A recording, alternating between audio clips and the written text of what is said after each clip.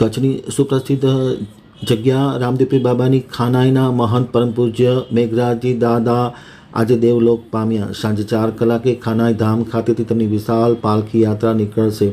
સેવક સમુદાયમાં ગમગીનીનું મોજું ફરી વળ્યું। કચ્છમાં રામદેવપીરની સૌથી મોટી ગણાતી જગ્યા ખાનાઈના મહંત પરમ પૂજ્ય મેઘરાજજી દાદાએ આજે અનંત યાત્રા કરી હતી।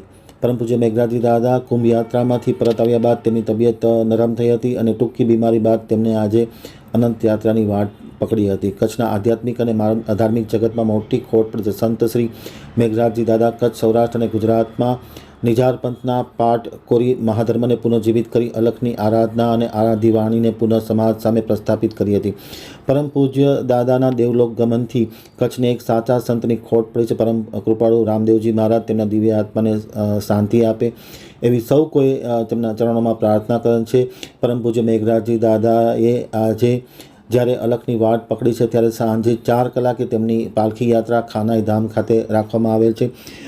જાણીતા કથાકાર વિશાલ મહારાજે આમતક ટીવી સાથેની વાતચીતમાં માહિતી આપતા જણાવ્યું હતું કે પેઢી દર પેઢીથી તેઓ આ રામદેવપીર બાબાની ગાદીની સેવા કરી રહ્યા છે। ખાસ કરીને કચ્છમાં રામદેવપીરની બાબાની 4 જગ્યાઓ છે, જેમાં વોંધ, ફરાદી, ખાનાઈ અને લાખાપરનો સમાવેશ થાય છે।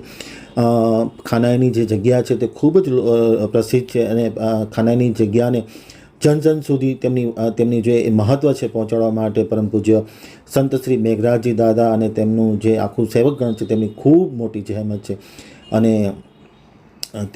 તેમના જવાથી આખી મોટી એક ખોટ પડશે અને આજે સાંજે 4 કલાકે પાલખી યાત્રા છે। જાણીતા કથાકાર અને ભાગવતાચાર્ય વિશાલ મહારાજે પણ તેમના ચરણોમાં કોટી કોટી શ્રદ્ધાંજલિ અર્પણ કરી છે।